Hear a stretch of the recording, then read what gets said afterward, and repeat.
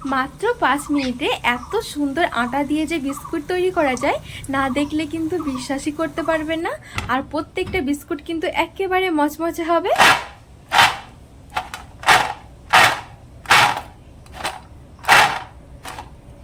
ঘরে যদি বিস্কুট না থাকে, চা বসিয়ে কিন্তু এই বিস্কুটটা ঝটপট তৈরি করে নিতে পারবেন। আর চায়ের সাথে তো অসাধারণ লাগে বিস্কুটটা, খেয়েও কিন্তু বুঝতে পারবেন না যে এইগুলো নিজের হাতে ঘরে তৈরি করা। নমস্কার বন্ধুরা, প্রতিদিনের মতো আরো একটা দারুণ রেসিপি নিয়ে হাজির হয়ে গেছি। আজকে আমি আপনাদেরকে মাত্র 5 মিনিটে গমের আটা দিয়ে মুচমুচে খাস্তা বিস্কুট বানিয়ে দেখাবো। এই বিস্কুটটা বানানো এতটা সহজ যে এক সাইডে চা বসিয়েও কিন্তু এই বিস্কুটটা তৈরি করে নিতে পারবেন। খুবই অল্প সময় লাগে বানাতে। আর এক এক সময় দেখবেন আমরা চা বানাতে গেলে কিন্তু আমাদের ঘরে বিস্কুট থাকে না, মানে শেষ হয়ে যায়। সেই মুহূর্তে কিন্তু ঝটপট গমের আটা থাকলে কিন্তু এইভাবে মচমচে খাস্তা বিস্কুট কিন্তু আপনারা খুব সহজে ঘরেই তৈরি করে নিতে পারেন। আর চায়ের সাথে কিন্তু এই বিস্কুটগুলো খেতে দারুণ লাগে।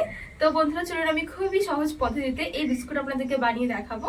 আশা করছি আপনাদের অনেক পছন্দ হবে। তো পুরো ভিডিওটা শেষ পর্যন্ত দেখার অনুরোধ রইল। আর প্রথমেই বিস্কুটটা তৈরি করতে আমি এখানে গ্যাস জ্বালিয়ে কিছুটা তেল গরম করতে বসিয়ে রেখেছি।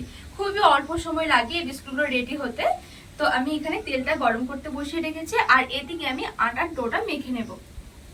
এখানে আমি মেজারমেন্ট কাপের 2 কাপ মতো নিয়েছি আটা। অবশ্যই কিন্তু আটাটা মেপে নিতে হবে। যদি মেজারমেন্ট কাপ না থাকে যে কোনো একটা বাটি মেপে নিয়ে নেবেন।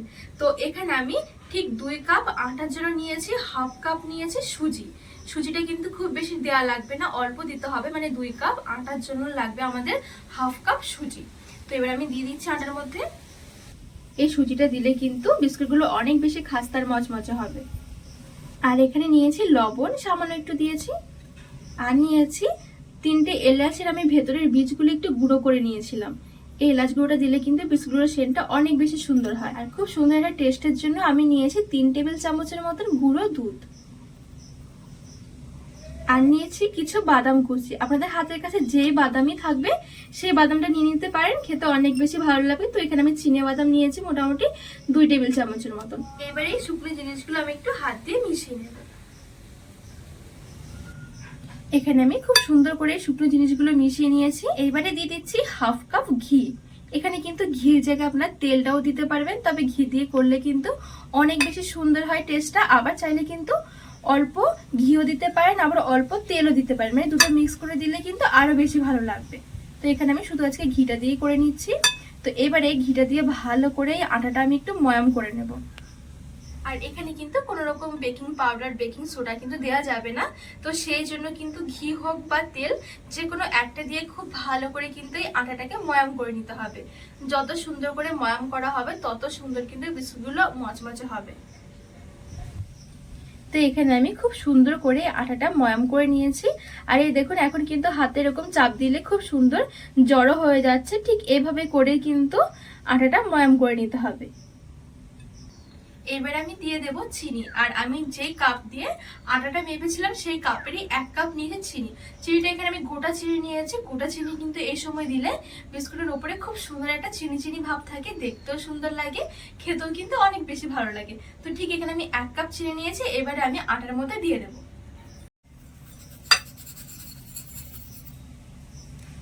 চিনিটা দিয়েও খুব ভালো করে মিশিয়ে নেব।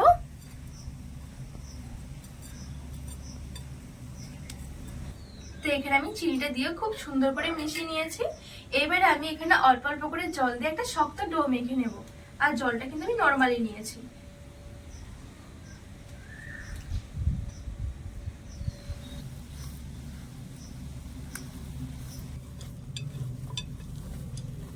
তো বন্ধুরা এই দেখুন এখানে কিন্তু আমি এই ডোটা খুব সুন্দর করে মেখে নিয়েছি।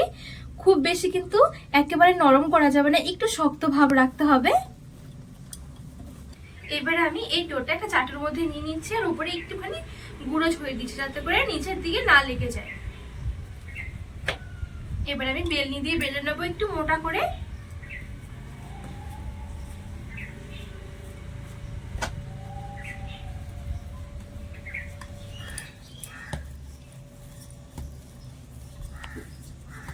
এখানে আমি খুব সুন্দর করে বেলে নিয়েছি। আর খুব বেশি কিন্তু মোটা করিনি, একটু পাতলা, আবার বেশি পাতলাও নয় কিন্তু আবার বেশি মোটাও নয়। এবার আমি এখানে একটা ছুরি দিয়ে সাইডগুলো কেটে নেব।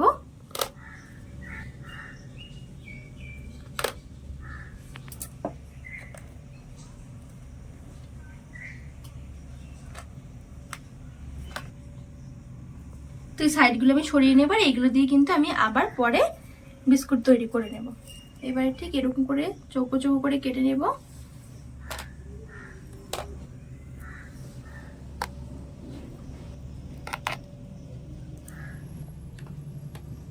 তো এবার আমি আরেকটুখানি ডিজাইন করে দেবো, তো সেই জন্য আমি এখানে একটা কাঠি নিয়েছি। কাঠি দিয়ে ঠিক এরকম করে আমি একটুখানি হোল করে নেবো, তাহলে কিন্তু দেখতে আরো বেশি সুন্দর লাগবে বিস্কুটগুলো।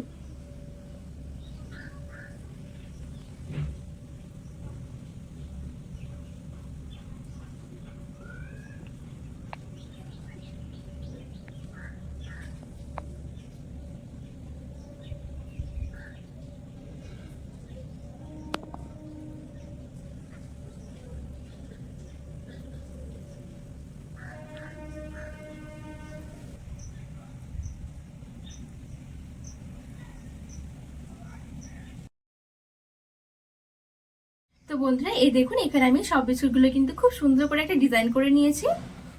এবার আমি এই বিস্কুটগুলো তেলে ছেড়ে দেবো, আর তেলটা কিন্তু এখন মিডিয়াম গরম রাখতে হবে। যখন বিস্কুটগুলো ছাড়া হয়ে যাবে তখন গ্যাসের আঁচটাকে একদমই হালকা করে দিতে হবে।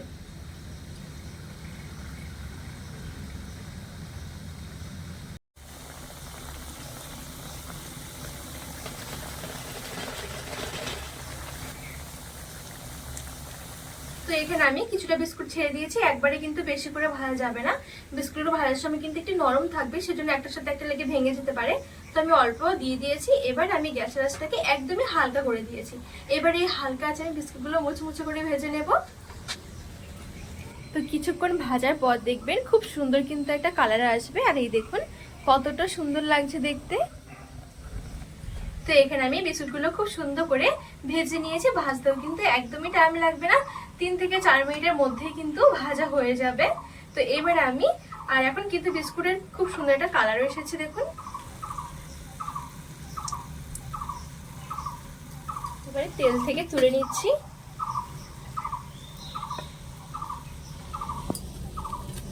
তো বন্ধুরা বাদ বাকি বিস্কিটগুলো আমি ঠিক একইভাবে ভেজে নেব। খুবই সহজ ভাজা, একদমই অল্প সময়ের মধ্যে কিন্তু ভাজা হয়ে যাবে। এখানে আমি সবগুলো বিস্কুট ঠিক একইভাবে ভেজে নিয়েছি, আর এই দেখুন দেখতে কতটা সুন্দর লাগছে আর কত সুন্দর মচমচে হয়েছে দেখুন।